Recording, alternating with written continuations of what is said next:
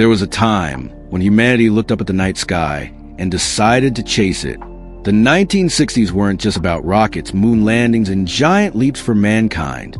They were about tiny bites of courage, sealed in aluminum tubes, freeze-dried pouches, and flavors that barely resembled Earth. Back home, families gathered around black and white televisions to watch history unfold. But somewhere above the clouds, a handful of men were discovering what it meant to dine in space. Because when you think about it, sending a man to the moon was one thing, but teaching him how to eat dinner without gravity, that was a whole different kind of science. Tonight, we're opening the lid on a forgotten side of the space race. The strange, ingenious, and sometimes disgusting meals that fed the heroes a new frontier.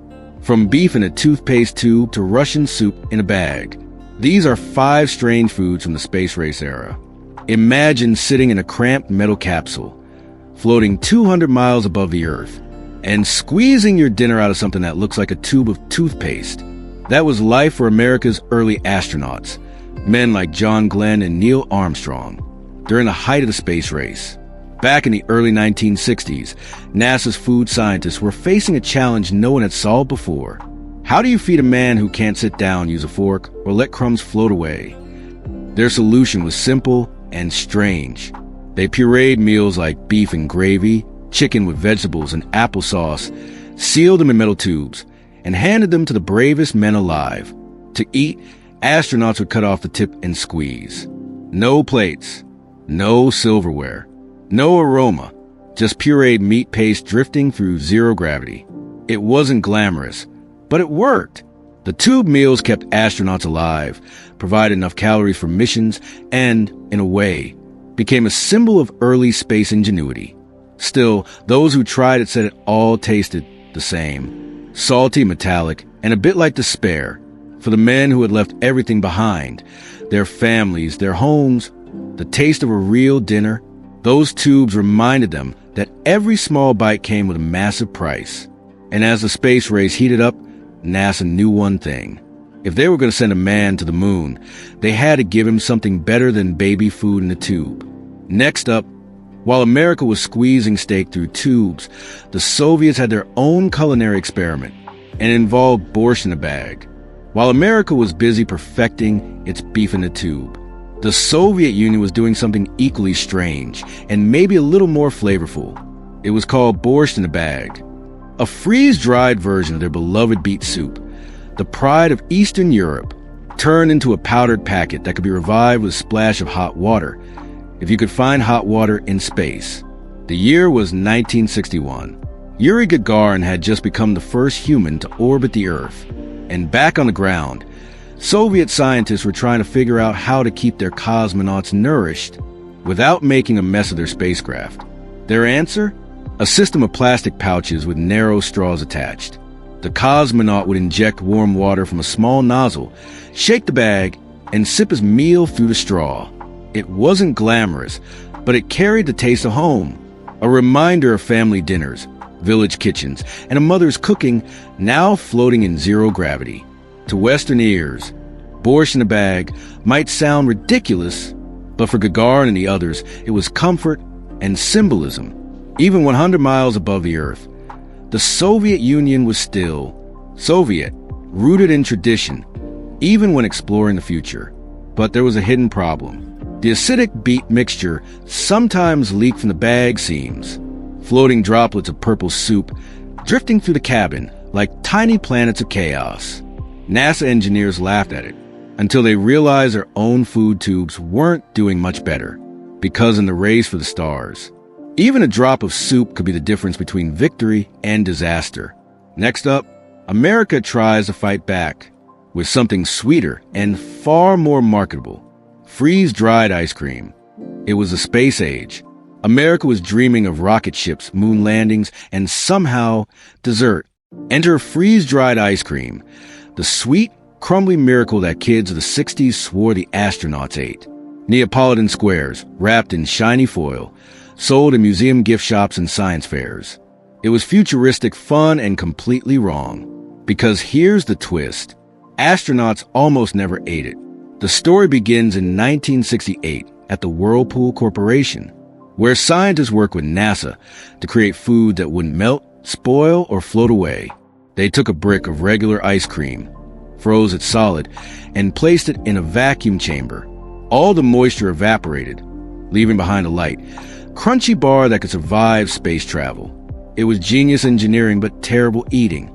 Imagine biting into a chalky sponge that tasted like ice cream, but felt like dry plaster. The astronauts didn't love it. In fact, when Apollo 7 launched later that year, the famous freeze-dried ice cream never even made it on board. It was too messy, too fragile, and frankly, too weird. But down on Earth, that didn't matter. America had fallen in love with the idea of space ice cream. It became a cultural icon, a symbol of optimism, that even dessert could be reinvented for the stars. So while the astronauts sipped bland soups and beef paste in orbit, millions of kids on the ground unwrapped their own space-age dreams, believing they were eating just like the heroes on the moon. Next up, the astronauts get something even stranger, a liquid breakfast that tasted like aluminum and bravery. Tang. It started in American kitchens, a bright orange powder poured into a glass of cold water. Tang, a drink that promised the taste of fresh orange juice, without a single orange in sight.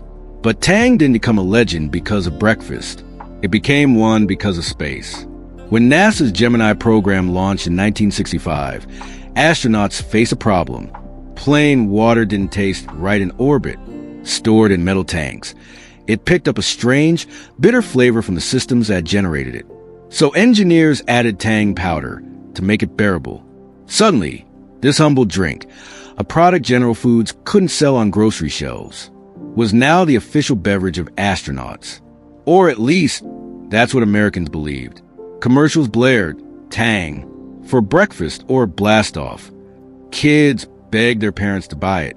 And before long, Tang became a household name, a symbol of America's new frontier, modern, bold, unstoppable. But behind the commercials was a more human truth. Astronaut John Glenn and others joked that Tang was more about marketing than necessity. Some even admitted they didn't like it at all. Still, in those years of moonshots and optimism, Tang wasn't just a drink. It was a belief that if humanity could mix powder and water and call it orange juice, then maybe, just maybe, we really could walk on the moon. And next, from a sweet sip to something far less appetizing, a wartime ration that made its way from soldiers' packs to space capsules. Space Spam. It was salty, it was squishy, and somehow it became one of the first meats to make it into outer space. Spam, a humble can of pork and ham that already fed millions during World War II, was now making history again, this time beyond Earth's atmosphere. In the early 1960s, NASA was still learning how to keep astronauts alive in zero gravity. Fresh food spoiled, freeze-dry was experimental, and eating in orbit was a science all its own. So engineers looked back to what they knew worked. The same canned food soldiers ate in the trenches. Enter Spam, packed with protein, fat, and salt. It was dense, long-lasting, and compact. For a time, it served as both inspiration and comparison for early space meat. In fact, some of the first meat pastes and cubes astronauts ate were directly modeled on Spam's texture. But not everyone was thrilled. Astronauts often joked that NASA was turning them into guinea pigs. Or worse, can men eating canned meat. Still, in the silence of orbit, those tiny sealed packets carried a strange comfort, a reminder of home, and of the simple meals their parents grew up with in the Depression and war years. Pause. Faint metallic click of an opening. So while Spam itself didn't always fly aboard every mission, its spirit did. In every cube, every ration, every bite of mystery meat in zero gravity. It was America in a can, ready for takeoff. And as the space race rolled on, Americans back on Earth found their own way to taste the future, in foods that looked nothing like the past. When we look back at the space race, we remember the rockets, the heroes, the moon landing, but few remember the strange meals that fueled it all. From pureed meat in toothpaste tubes, to bite-sized food cubes and freeze-dried desserts. America's astronauts weren't just exploring space. They were redefining what it meant to eat, survive, and dream beyond Earth. Each meal told a story of innovation, of scientists working through trial and error, and of men and women who trusted that even the simplest bite could carry them into the great unknown. Those odd little packets, those dehydrated dinners, they weren't about taste. They were about possibility. They symbolize an age when America believed that the future could be packaged, launched, and shared with the stars. And with that, a new kind of hunger began, not just for adventure, but for discovery itself. So tonight, as we remember these forgotten foods of the space race, we're reminded that history doesn't just live in museums or moon dust. Sometimes, it lives in the most unexpected places, like a pouch of freeze-dried soup, or a can of Spam built for stars. This was the America we remember. If you enjoyed this journey through history and innovation, don't forget to like, subscribe, and join us next time as we rediscover the foods, moments, and memories that built the America we'll never forget.